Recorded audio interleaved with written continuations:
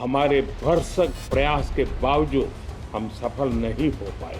नारी शक्ति वंदन अधिनियम में संशोधन नहीं हो पाए और मैं इसके लिए सभी माताओं बहनों उनसे मैं क्षमा प्रार्थी हूँ। ಮೂರು ಬಿಟ್ಟವರು ಊರಿಗೆ ದೊಡ್ಡವರು ಅಂತ ಇವರು ಪ್ರೂವ್ ಮಾಡಿಬಿಟ್ರ. ಮೋದಿ ಮೊಸಳೆ ಕಣ್ಣೀರಿಗೆ ಜನರ ಹಿಡಿ ಶಾಪ. ಮೋದಿ ಈ ಎಲ್ಲ ವಿಚಾರಗಳಿಗೆ ಯಾಕೆ ಕ್ಷಮೆ ಕೇಳಲಿಲ್ಲ? ನಮಸ್ಕಾರ, ಈ ದಿನಕ್ಕೆ ಸ್ವಾಗತ. ನಾನು ಶ್ರೀಯಂ ಪವಿತ್ರ. ಪ್ರಧಾನಿ ನರೇಂದ್ರ ಮೋದಿ ಅವರು ಏಪ್ರಿಲ್ 18ರ ರಾತ್ರಿ 8:30ಕ್ಕೆ ಸರಿಯಾಗಿ ದೇಶವನ್ನು ಉದ್ದೇಶಿಸಿ ಮಾತಾಡಿದ್ದಾರೆ. ಟಿವಿಯಲ್ಲಿ ನೇರ ಪ್ರಸಾರನೂ ಬಂತು. ಮೊದಲಿಗೆ ಇವ್ರು ಹೇಳಿದಿಷ್ಟೇ, ನಾನು ದೇಶದ ತಾಯಂದಿರು ಮತ್ತು ಮಹಿಳೆಯರ ಬಳಿ ಮಾತಾಡೋಕೆ ಬಯಸ್ತೇನೆ ಅಂತ ಹೇಳಿ ಆಮೇಲೆ ನೇರವಾಗಿ ಕ್ಷಮೆ ಕೇಳ್ತಾರೆ. ನಾನು ದೇಶದ ತಾಯಂದಿರು ಹಾಗೂ ಮಹಿಳೆಯರ ಬಳಿ ಕ್ಷಮೆ ಕೇಳ್ತೇನೆ ಅಂತ ಹೇಳ್ತಾರೋ. ಕೊನೆಗೆ ನಾರಿ ಶಕ್ತಿ ಬಗ್ಗೆ ಮಾತಾಡುತ್ತಾ, ನಿನ್ನೆ ಸಂಸತ್ತಿನ ಮೇಲೆ ದೇಶದ ಚಿತ್ತ ಇತ್ತು, ಆದರೆ ಅಲ್ಲಿ ನಾರಿ ಶಕ್ತಿ ವಂದನ ವಿಫಲವಾಗಿದೆ, ಇದಕ್ಕೆ ವಿಪಕ್ಷಗಳು ಕಾರಣ ಅಂತ ಟೀಕಿಸಿದ್ರು. ಇವರು ಕೇವಲ ಮತ ಬ್ಯಾಂಕ್ ರಾಜಕೀಯ ಮಾಡ್ತಿದ್ದಾರೆ. ಈಗ ದೇಶದ ಜಾಗೃತ ಮಹಿಳೆಯರು ವಿರೋಧ ಪಕ್ಷಗಳಿಗೆ ಸೂಕ್ತ ಉತ್ತರ ನೀಡೋಕೆ ಸಿದ್ಧರಾಗಿದ್ದಾರೆ ಅಂತ ಎಚ್ಚರಿಕೆ ಕೊಟ್ಟರು. ಈ ಭಾಷಣ ಕೇಳಿದ ಜನ ಅಲ್ಲೇ ಕಮೆಂಟ್ ಬಾಕ್ಸಲ್ಲಿ ನೂರಾರು ಕಮೆಂಟ್ಗಳನ್ನು ಮಾಡಿದ್ದಾರೆ. ಇದು ನಿಜವಾಗ್ಲೂ ಕ್ಷಮಾಪಣೆನಾ ಅಥವಾ ಮತ್ತೊಂದು ರಾಜಕೀಯ ನಾಟಕನಾ ಅಂತ. ಇದು ರಾಜಕೀಯವಾಗಿ ಆಯ್ಕೆ ಮಾಡಿಕೊಂಡ ಕ್ಷಮಾಪಣೆ ಅನ್ನೋ ಭಾವನೆ ಬಹುತೇಕ ಜನರಲ್ಲಿ ಮೂಡಿದೆ. ಮಹಿಳಾ ಮೀಸಲಾತಿ ತಿದ್ದುಪಡಿ ಮಸೂದೆಗೆ ವಿರೋಧ ಪಕ್ಷಗಳು ಸಹಕರಿಸಿಲ್ಲ ಅಂತ ಟಿವಿಯಲ್ಲಿ ಮೊಸಳೆ ಕಣ್ಣೀರು ಸುರಿಸೋ ಬದಲು ಪತ್ರಿಕಾಗೋಷ್ಠಿ ನಡೆಸಿ ವಿವರಿಸೋಕೆ ಪ್ರಧಾನಿ ಮೋದಿ ಅಥವಾ ಯಾವುದೇ ಕೇಂದ್ರ ಮಂತ್ರಿಗೆ ಧೈರ್ಯ ಇಲ್ಲ. ಯಾಕೆ? ನಿಜವಾಗ್ಲೂ ಮೋದಿಯವರು ಕ್ಷಮೆ ಕೇಳಬೇಕಾದದ್ದು ಇದಕ್ಕೊಂದಕ್ಕೆ ಮಾತ್ರನಾ? ದೇಶದಲ್ಲಿ ಮೋದಿ ಸರ್ಕಾರದಿಂದ ಎಷ್ಟೆಲ್ಲ ದೊಡ್ಡ ದೊಡ್ಡ ಅಧ್ವಾನಗಳು ನಡೆದಿದೆ, ಅವುಗಳಿಗೆಲ್ಲ ಕ್ಷಮೆ ಕೇಳಿದಾರಾ? ಇಲ್ಲ, ಕೇಳಿಲ್ಲ. ಯಾಕೆ ಕೇಳಿಲ್ಲ? ಮೋದಿಯವರು ನಾರಿ ಶಕ್ತಿಗೆ ಕ್ಷಮೆ ಕೇಳ್ತಿದ್ದಾರೆ, ಆದರೆ ದೇಶದ ಸಾಮಾನ್ಯ ಜನರಿಗೆ ನೀಡಿದ ಭರವಸೆಗಳು ಈಗ ಎಲ್ಲಿದೆ? ಅವುಗಳ ಬಗ್ಗೆ ಒಂದು ಮಾತೂ ಇಲ್ಲ. ಬನ್ನಿ ಒಂದೊಂದಾಗೆ ನೋಡ್ತಾ ಹೋಗೋಣ. ಮೊದಲನೇದು ನೋಟು ರದ್ದತಿ. 2016ರಲ್ಲಿ ಮೋದಿಯವರು ರಾತ್ರಿ ಒಮ್ಮೆಗೆ 500 ಮತ್ತು 1,000 ರೂಪಾಯಿ ನೋಟ್ಗಳನ್ನು ರದ್ದು ಮಾಡಿದ್ರು.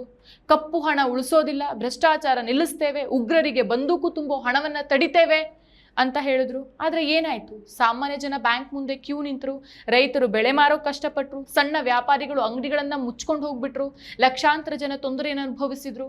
ಉದ್ದೇಶಿತ ಗುರಿ ಏನೂ ಈಡೇರಿಲ್ಲ. ಕಪ್ಪು ಹಣ ಅನ್ನೋದು ಹಣದ ರೂಪದಲ್ಲಿ ಇಲ್ಲ, ಬದಲಿಗೆ ಅದು ಚಿನ್ನ ಮತ್ತು ಭೂಮಿಯ ರೂಪದಲ್ಲಿ ಇದೆ ಅಂತ ಆರ್ಥಿಕ ತಜ್ಞರು ಎಚ್ಚರಿಕೆ ಕೊಟ್ಟರು. ಅದನ್ನ ಮೋದಿ ಕ್ಯಾರ್ ಮಾಡಲಿಲ್ಲ. ಸ್ವಾತಂತ್ರ್ಯ ಹೋರಾಟ ಒಂದು ಕಥೆಯಲ್ಲ, ಮರೆಮಾಚಿದ ಹೋರಾಟಗಳ ಅನಾವರಣ. ಭಾರತದ ಸ್ವಾತಂತ್ರ್ಯ, ಕರ್ನಾಟಕದ ಏಕೀಕರಣ ಒಂದೇ ಹೋರಾಟದ ಎರಡು ಮುಖಗಳು.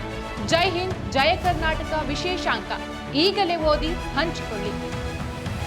ಸೊ ಇದೇ ನೋಟು ರದ್ದತಿ ಬಗ್ಗೆ ಜಂಭ ಕೊಚ್ಕೊಂಡಿದ್ದಂಥ ಮೋದಿ ಮೋಪಾ ವಿಮಾನ ನಿಲ್ದಾಣದ ಶಂಕುಸ್ಥಾಪನೆ ಸಮಾರಂಭದಲ್ಲಿ ಮಾತಾಡಿ, ನಾನು ಕೇವಲ 50 ದಿನಗಳ ಕಾಲಾವಕಾಶವನ್ನು ಕೇಳಿದ್ದೇನೆ, ಡಿಸೆಂಬರ್ 30ರವರೆಗೆ ನನಗೆ ಸಮಯ ಕೊಡಿ, ಅದರ ನಂತರ ನನ್ನ ಉದ್ದೇಶ ಅಥವಾ ನನ್ನ ಕಾರ್ಯಗಳಲ್ಲಿ ಯಾವುದೇ ತಪ್ಪು ಕಂಡು ಬಂದರೆ ದೇಶ ನೀಡುವಂಥ ಯಾವುದೇ ಶಿಕ್ಷೆಯನ್ನು ನಾನು ಅನುಭವಿಸೋಕೆ ಸಿದ್ಧನಿದ್ದೇನೆ ಅಂತ ಹೇಳಿದ್ರು. ಇದಕ್ಕೆ ಮೋದಿ ಅಥವಾ ಅವರ ಪಕ್ಷದವರು ಒಂದು ಬಾರಿ ಆದರೂ ಕ್ಷಮೆ ಕೇಳಿದಾರಾ? ಕೇಳಿಲ್ಲ. ಯಾಕೆ ಕೇಳಿಲ್ಲ? ಇನ್ನು ನೆಕ್ಸ್ಟು ವಿದೇಶದ ಕಪ್ಪು ಹಣ. 2014ರ ಚುನಾವಣೆಯಲ್ಲಿ ಮೋದಿಯವರು ಗಾಳಿಯಲ್ಲಿ ಗುಂಡನ್ನು ಹೊಡೆದಿದ್ದು ವಿದೇಶದಲ್ಲಿರುವಂಥ ಕಪ್ಪು ಹಣ ತಂದು ಪ್ರತಿ ಭಾರತೀಯನ ಅಕೌಂಟ್ಗೆ 15 ಲಕ್ಷ ರೂಪಾಯಿ ಹಾಕ್ತೇವೆ ಅಂತ. ಪಾಪ ನಮ್ಮ ಜನ ಕಣ್ಣು ಮುಚ್ಕೊಂಡು ನಂಬಿಟ್ರು.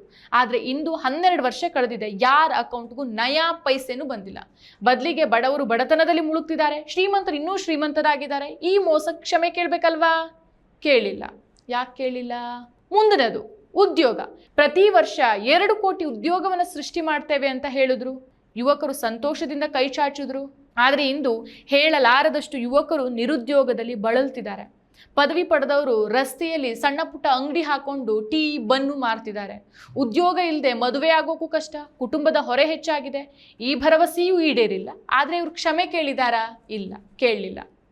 ನೆಕ್ಸ್ಟು ರೂಪಾಯಿ ಮತ್ತು ಡಾಲರ್ ಎದುರು ರೂಪಾಯಿಯನ್ನು 40 ರೂಪಾಯಿಗೆ ನಿಲ್ಲಿಸ್ತೇವೆ ಅಂತಂದರು. ಆದರೆ ಇವತ್ತು $1ಗೆ 100 ರೂಪಾಯಿ ದಾಟಿದೆ. ರೂಪಾಯಿ ಕುಸಿದು ಬಿದ್ದಿದೆ. ಪೆಟ್ರೋಲ್, ಡೀಸೆಲ್, ಆಹಾರ ಪದಾರ್ಥಗಳ ಬೆಲೆ ಆಕಾಶ ಮುಟ್ಟಿದೆ. ಸಾಮಾನ್ಯ ಕುಟುಂಬದ ಕಷ್ಟ ಹೇಳತೀರದಾಗಿದೆ.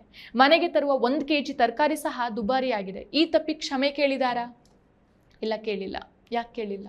Next one gas cylinder. Gas cylinder ಬೆಲೆಯನ್ನ ಕಡಿಮೆ ಮಾಡ್ತೇವೆ ಅಂತ ಹೇಳಿದ್ರು. ಆದರೆ ಇಂದು ಬೆಲೆ 1200ರಿಂದ 1300 ರೂಪಾಯಿ ದಾಟಿದೆ. ಆಟೋ ಗ್ಯಾಸ್ಗಾಗಿ ಜನ ರಾತ್ರಿಯೆಲ್ಲ ಗ್ಯಾಸ್ ಬಂಕ್ ಮುಂದೆ ಕ್ಯೂ ನಿಲ್ಲೋ ಪರಿಸ್ಥಿತಿ ಎದುರಾಗಿದೆ. ಬಡತನ, ಅಪೌಷ್ಟಿಕತೆ, ಹಸಿವಿನ ರ್ಯಾಂಕ್ನಲ್ಲಿ ಭಾರತವನ್ನ ಜಗತ್ತಿನಲ್ಲೇ ಕೊನೆಯ ಸ್ಥಾನಕ್ಕೆ ತಂದು ನಿಲ್ಲಿಸಿದ್ದಾರೆ. ಜನ ರೊಟ್ಟಿ ತಿನ್ನೋಕ್ಕೂ ಸಹ ಕಷ್ಟಪಡ್ತಿದ್ದಾರೆ. ಇದಕ್ಕಾದ್ರೂ ಬಂದು ಕ್ಷಮೆ ಕೇಳಿದ್ರ? ಕೇಳಲಿಲ್ಲ. ಮುಂದಿನದು ಎಲೆಕ್ಟ್ರೋಲ್ ಬಾಂಡ್.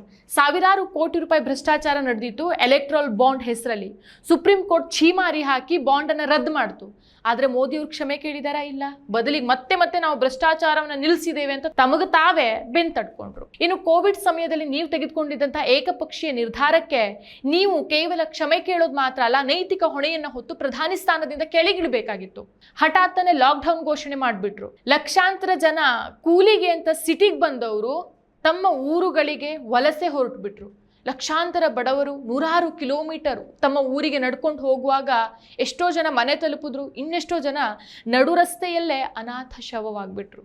ಈಗ ನಿಮ್ಮ ಆತ್ಮವನ್ನ ನೀವೇ ಪ್ರಶ್ನೆ ಮಾಡ್ಕೊಳ್ಳಿ, ಈ ಪ್ರಧಾನಿ ಸ್ಥಾನಕ್ಕೆ ನಾನು ಅರ್ಹನಾ ಅಂತ. ಇನ್ನು ಮಣಿಪುರ. ರಷ್ಯಾ ಯುಕ್ರೇನ್ ಯುದ್ಧ ನಿಲ್ಲಿಸಿದ್ದು ಮೋದಿ ಅಂತ ಜಾಹೀರಾತನ್ನು ಸಿದ್ಧಪಡಿಸಿ ಅದನ್ನು ಮನೆ ಮನೆಗಳಿಗೆ ತಲುಪಿಸಿದ್ರು. ಆದರೆ ತನ್ನದೇ ದೇಶದಲ್ಲಿರುವಂತಹ ಮಣಿಪುರ ರಾಜ್ಯ ವರ್ಷಗಳಿಂದ ಹೊತ್ತಿ ಉರಿತಾ ಇದೆ.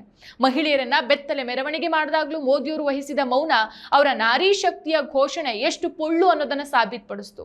ಮಹಿಳೆಯರು ದೌರ್ಜನ್ಯಕ್ಕೆ ತುತ್ತಾಗ್ತಿದ್ದಾರೆ. ಲಕ್ಷಾಂತರ ಮಂದಿ ಮನೆ ಕಳ್ಕೊಂಡ್ರು ಈಗಲೂ ನಿರಾಶ್ರಿತ ಶಿಬಿರಗಳಲ್ಲಿ ದಿನ ಕಳೀತಿದ್ದಾರೆ. ಮಕ್ಕಳಿಗೆ ಸರಿಯಾದ ಶಿಕ್ಷಣ ಇಲ್ಲ. ಅಲ್ಲಿನ ಹಿಂಸೆಯನ್ನು ನಿಲ್ಲಿಸೋಕೆ ಮೋದಿ ಸರ್ಕಾರದ ಬಳಿ ಸಾಧ್ಯ ಆಗಿಲ್ಲ. ಇದಕ್ಕಾದ್ರೂ ಕ್ಷಮೆ ಕೇಳಿದ್ರ? ಇಲ್ಲ, ಕೇಳಿಲ್ಲ. ಇನ್ನು ಗುಜರಾತ್ ದಂಗೆಯ ಸಂತ್ರಸ್ತೆಯ ಅತ್ಯಾಚಾರಿಗಳನ್ನ ಸಂಸ್ಕಾರವಂತರು ಅಂತ ಕರೆದು ಸನ್ಮಾನಿಸಿ ಬಿಡುಗಡೆ ಮಾಡಿದಾಗ ಮೋದಿಯವರ ಮೌನ ಸ್ತ್ರೀ ಕುಲಕ್ಕೆ ಮಾಡಿದ ದ್ರೋಹ ಅಲ್ವಾ? ಹತ್ರಾಸ್ ಮತ್ತು ಉನ್ನಾವೋ ಪ್ರಕರಣಗಳಲ್ಲಿ ಸಂತ್ರಸ್ತೆಯರ ಕುಟುಂಬಕ್ಕೆ ನ್ಯಾಯ ನೀಡೋ ಬದಲು ವ್ಯವಸ್ಥೆ ಅವರನ್ನ ನಡೆಸ್ಕೊಂಡಂತ ರೀತಿ ಮತ್ತು ರಾತ್ರೋರಾತ್ರಿ ಶವ ಸಂಸ್ಕಾರ ಮಾಡಿದ ಘಟನೆ ಅಧಿಕಾರ ದುರುಪಯೋಗದ ಪರಮಾವಧಿ ಅಲ್ವಾ? ಅಷ್ಟೇ ಯಾಕೆ, ಇತ್ತೀಚಿನ ಪ್ರಜ್ವಲ್ ರೇವಣ್ಣ ಪ್ರಕರಣದಲ್ಲಿ ಸಾವಿರಾರು ಮಹಿಳೆಯರ ಮೇಲೆ ದೌರ್ಜನ್ಯ ನಡೆದಿದ್ರು. ಚುನಾವಣಾ ಲಾಭಕ್ಕಾಗಿ ಅವರ ಪರವಾಗಿ ಮತ ಕೇಳೋಕೆ ಹೋಗಿದ್ದು ಇದೇ ಪ್ರಧಾನಿ ನರೇಂದ್ರ ಮೋದಿ. ಇದಕ್ಕೆ ಕ್ಷಮೆ ಕೇಳೋ ಧೈರ್ಯ ಆದ್ರೂ ನಿಮ್ಗಿದೆಯಾ? ಚುನಾವಣಾ ಪ್ರಚಾರಗಳಲ್ಲಿ ನಾರಿ ಶಕ್ತಿ ಬಗ್ಗೆ ಮಾತಾಡುವಂತ ಪ್ರಧಾನಿಯವರು ತಮ್ಮದೇ ಪಕ್ಷದ ಪ್ರಭಾವಿ ನಾಯಕರಿಂದ ಮಹಿಳೆಯರಿಗೆ ದೌರ್ಜನ್ಯ ಆದಾಗ ತೋರುವಂತ ಮೌನ ಅತ್ಯಂತ ಭೀಕರ. ಕುಸ್ತಿಪಟುಗಳು ದೆಹಲಿಯ ಬೀದಿಯಲ್ಲಿ ಕಣ್ಣೀರಿಡುತ್ತಾ ಲೈಂಗಿಕ ಕಿರುಕುಳದ ವಿರುದ್ಧ ನ್ಯಾಯ ಕೇಳಿದಾಗ ಆ ಕಣ್ಣೀರನ್ನು ಒರೆಸಿದ ಪ್ರಧಾನಿಯವರ ನಿಲುವು ದೊಡ್ಡ ಅಪಮಾನವಾಗಿ ಇತಿಹಾಸದಲ್ಲಿ ಈಗ ದಾಖಲಾಗಿದೆ. ಇಲ್ಲಿ ಸ್ತ್ರೀ ರಕ್ಷಣೆಗಿಂತ ಪಕ್ಷದ ನಾಯಕರ ರಕ್ಷಣೆಯೇ ಮೋದಿಯವರಿಗೆ ಮುಖ್ಯವಾಯ್ತಾ ಅನ್ನೋ ಪ್ರಶ್ನೆ ಎದ್ದಿದೆ. ದೇಶಕ್ಕೆ ಕೀರ್ತಿ ತಂದ ಹೆಣ್ಮಕ್ಳು ಲೈಂಗಿಕ ಕಿರುಕುಳದ ವಿರುದ್ಧ ರಸ್ತೆಯಲ್ಲಿ ಕುಳಿತು ನ್ಯಾಯ ಕೇಳಿದಾಗ ಆರೋಪಿ ಸಂಸದನನ್ನ ರಕ್ಷಿಸೋಕೆ ಇಡೀ ಸರ್ಕಾರವೇ ನಿಂತಿದ್ದು ಮಹಿಳೆಯರಿಗೆ ಮಾಡಿದ ಬಹುದೊಡ್ಡ ಅಪಮಾನ. ಇದಕ್ಕಿಂತ ಕ್ರೂರವಾಗಿ ಯಾವ ಪ್ರಧಾನಿಯೂ ನಡೆದುಕೊಳ್ಳೋಕೆ ಸಾಧ್ಯ ಇಲ್ಲ ಅನ್ನುವಷ್ಟು ಕ್ರೂರವಾಗಿ ನೀವು ದೇಶದ ಮಹಿಳೆಯರ ಜೊತೆಗೆ ನಡ್ಕೊಂಡಿದ್ದೀರಾ. ಅಂಧಭಕ್ತರು ಇಷ್ಟೇನಾ ಉದಾಹರಣೆ ಅಂತ ಕೇಳ್ಬೋದು. ಇನ್ನೂ ಇದೆ. ಸೋನಿಯಾ ಗಾಂಧಿಯವರನ್ನ ವಿಧವಾ ಜರ್ಸಿ ಗಾಯ್ ಅಂತ ಕರೆದಿದ್ದು ಅಥವಾ ಶಶಿ ತರೂರ್ ಅವರ ಪತ್ನಿಯನ್ನ 50 ಕೋಟಿ ಗರ್ಲ್ ಫ್ರೆಂಡ್ ಅಂತ ಲೇವಡಿ ಮಾಡಿದ್ದು ಒಬ್ಬ ದೇಶದ ಪ್ರಧಾನಿಗೆ ಶೋಭೆ ತರುವಂಥದ್ದಲ್ಲ. ಅಧಿಕಾರಕ್ಕಾಗಿ ಮಹಿಳೆಯರ ವೈಯಕ್ತಿಕ ಜೀವನವನ್ನು ಅಪಹಾಸ್ಯ ಮಾಡುವ ಇಂತಹ ಕೀಳು ಮಟ್ಟದ ಮಾತುಗಳನ್ನ ಭಾರತದ ಸ್ತ್ರೀ ಕುಲ ಎಂದಿಗೂ ಮರೆಯೋಕೆ ಸಾಧ್ಯ ಇಲ್ಲ. ಇನ್ನೂ ಹಲವು ಉದಾಹರಣೆಗಳಿದೆ. ಆದರೆ ಇಲ್ಲಿ ನಾನು ಹೆಸರಿಸಿದ್ದು, ಉದಾಹರಿಸಿದ್ದು ಬೆರಳೆಣಿಕೆಯಷ್ಟು ಮಾತ್ರ. ಮಹಿಳೆಯರು ಮನೆ ಒಳಗೆ ಮತ್ತು ಹೊರಗೆ ಗೌರವವನ್ನು ಬಯಸ್ತಾರೆ. ನಿಮ್ಮ ಭಾಷಣದ ಮಾತುಗಳಿಗೂ ನಿಮ್ಮ ಪಕ್ಷದ ನಾಯಕರ ಕೃತ್ಯಗಳಿಗೂ ಅಜಗಜಾಂತರ ವ್ಯತ್ಯಾಸ ಇದೆ. ಬೇರೆ ದೇಶಕ್ಕೆ ಹೋಗಿ ಖೀ ಖೀ ಖೀ ಅಂತ 3 ಬಿಟ್ಟು ನಕ್ಕು ದೇಶದಲ್ಲಿ ಟ್ರೋಲ್ ಆಗ್ತಿದ್ದೀರಾ. ಸ್ವಲ್ಪವೂ ನಾಚಿಕೆ ಇಲ್ಲದೆ ವರ್ತಿಸುವಂಥ ನಿಮ್ಮ ಈ ಕ್ಷಮಾಪಣಾ ನಾಟಕವನ್ನು ಸಾಕು ಮಾಡಿ. ಭಾರತದ ಸಾಮಾನ್ಯ ಜನತೆ ನಿಮ್ಮನ್ನ ಎಂದಿಗೂ ಕ್ಷಮಿಸೋಕೆ ಸಾಧ್ಯ ಇಲ್ಲ. ಮತ್ತಷ್ಟು ವಿಶೇಷ ವಿಡಿಯೋಗಳನ್ನು ನೋಡಲು ಮತ್ತು ಹೊಸ ವಿಡಿಯೋಗಳ ಬಗ್ಗೆ ತಿಳಿಯಲು EDina.com ಯೂಟ್ಯೂಬ್ ಚಾನೆಲ್ ಸಬ್ಸ್ಕ್ರೈಬ್ ಮಾಡಿ ಮತ್ತು ಬೆಲ್ ಐಕಾನ್ ಕ್ಲಿಕ್ ಮಾಡಿ.